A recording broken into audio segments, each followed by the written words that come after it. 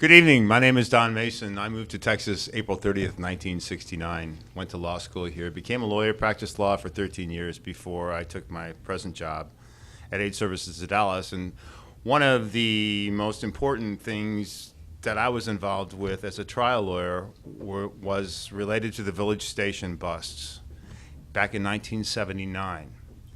And Monday evening, Bruce texted me and said, would you pinch hit for George and talk about the Village Station incident, which really, in many ways, transformed a small but cohesive gay community that emerged from the Dallas Gay Alliance, which I became a member of in 1977.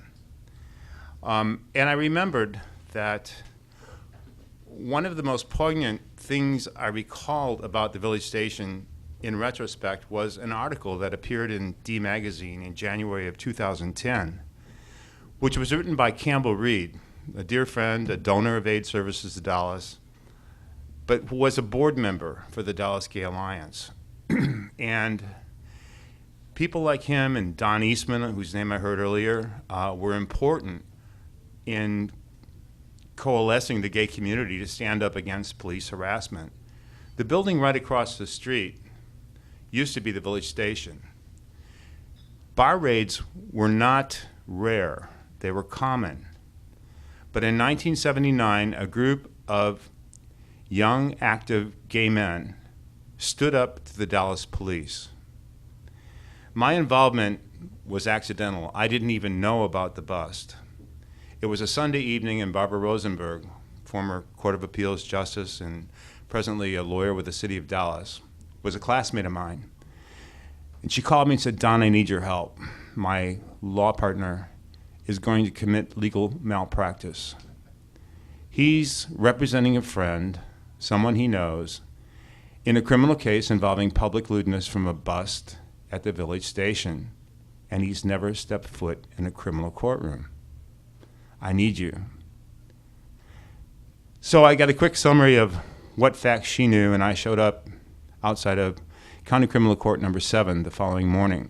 And I said, John, have you filled out an application for probation? He said, Don, my client's not guilty. I said, John, I know. But if you don't fill out the application and he's found guilty, he doesn't get probation. You've got to fill that out now.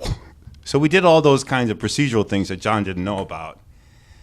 And we called, well, we didn't call, the prosecution called John W. Przywara, P-R-Z-Y-W-A-R-A.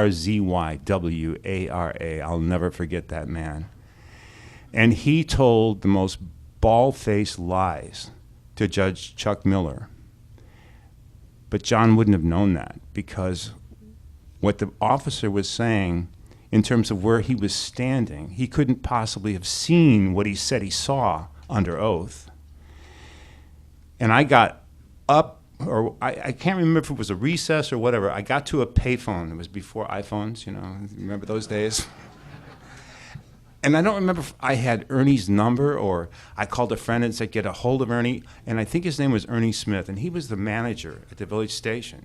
I mean, I went to the Village Station all the time, but I didn't know about this raid. And I got a hold of Ernie, and I said, Ernie, get the plans. Get down to County Criminal Court number 7. I need your testimony. And it was Ernie's testimony that led the judge to conclude that this witness was a friggin' liar. He was a liar. And he acquitted David Austin, who's now deceased, unfortunately. But a lot of the folks are deceased. But Campbell wrote an article for D Magazine in the 35 biggest moments in modern Dallas history. I had no idea this article was being written. A friend of mine said, hey, did you know you're in D Magazine? I went, no, I didn't know. I want to read you what Campbell said, because Campbell's perspective is a little different. Maybe he has a better memory than I do. But I think his little article is very important as one of 35 momentous occasions in modern Dallas history. Cops Raid the Village Station by Campbell Reed. The October 25, 1979 police action changed Dallas because for the first time, the persecuted fought back. providing a rallying point for the gay community in Dallas. Homophobia among the Dallas Police Department was common, and the raid at the old village station on Cedar Springs Road was one of the many raids along the street during the 1970s. But it stood out in the number of arrests that were made and the number of Vice Squad officers present. I think the entire Vice Squad was involved. They arrested 12 people who were doing a bunny hop on the dance floor and charged them with public lewdness.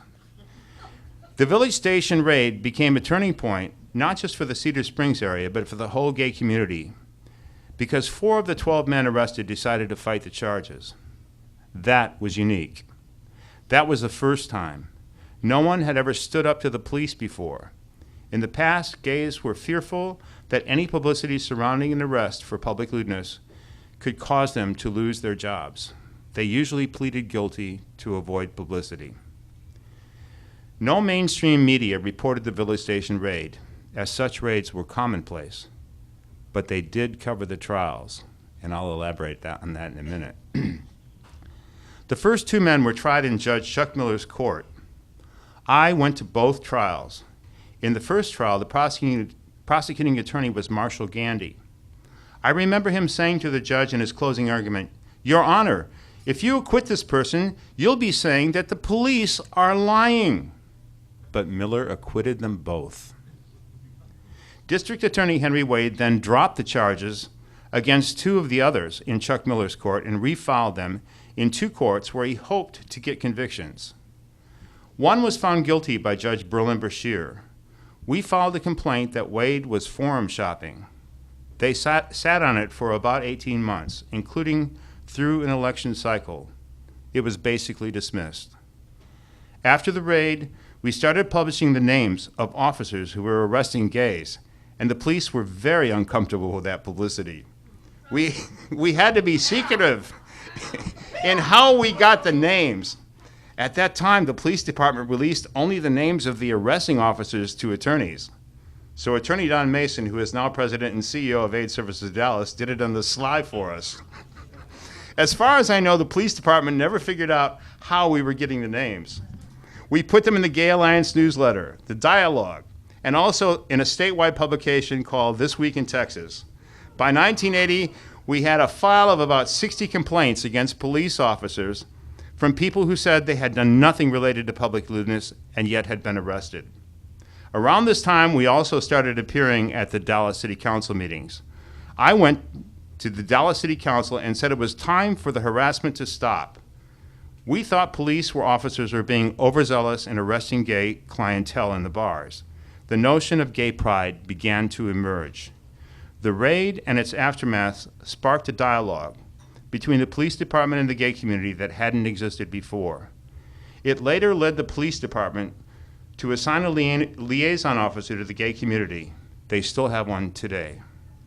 Campbell Reed is a retired SMU statistics professor and a past board member of the Dallas Gay Alliance, now the Dallas Gay and Lesbian Alliance. Well, really what kind of happened after all that, the publicity was surrounding the forum shopping. Henry Wade wanted to file those cases in Judge Ben Ellis's County Criminal District Court number 1. He was from Lancaster, Texas, and probably the most homophobic judge on the court at that time. And we put our foot down and said no. And the Texas Association of Criminal Defense Attorneys, the ACLU, came in and filed briefs. The Morning News got a hold of it. There was a lot of publicity about the district attorney and his dirty tactics. And that's where the publicity came through. I was hired by a guy that had another lawyer who wanted to plead him guilty, but he wasn't guilty. And I told him I couldn't talk to him while he had another lawyer because I could lose my license for doing that. So he got rid of his lawyer, a gay lawyer, who wanted to plead him guilty.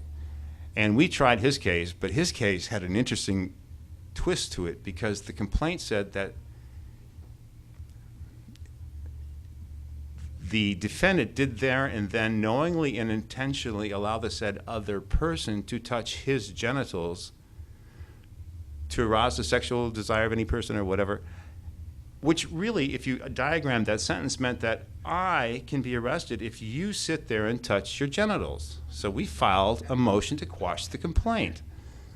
That's the closest I ever got to being thrown in jail for contempt, because I muttered under my breath, well, the judge denied the motion. And I sat down and said, "Pearls before swine." And he heard me. And I really almost got thrown in jail. But anyway, so we had error in the record. We tried our lawsuit, and we brought people to dance in the courtroom. And I remember that the song we said that was playing at the village station when the police made the bus was, what's it called? Enough is Enough. I forget who sang the song, but that's the song we played in the courtroom. The other interesting thing that happened, the Christianists, the crazy Christian people, found out about these trials and stuffed my courtroom with all these right-wing evangelical homophobic people. It's hard to say, people. And I went out and called Don Eastman. Now, I'm a secular humanist, but I frequently rely on my Christian brethren, like Carol here. Thank you so much for coming to talk to my residents. That was so sweet. I called Don Eastman, and I told him what was going on. And within an hour, I must have had 50 gay people in my courtroom supporting my client. And my client was found guilty by the trial court, and that judge later told me, "Don, you know I couldn't find a homosexual not guilty." And I just looked at him and anyway, but I didn't care. I had error in the record.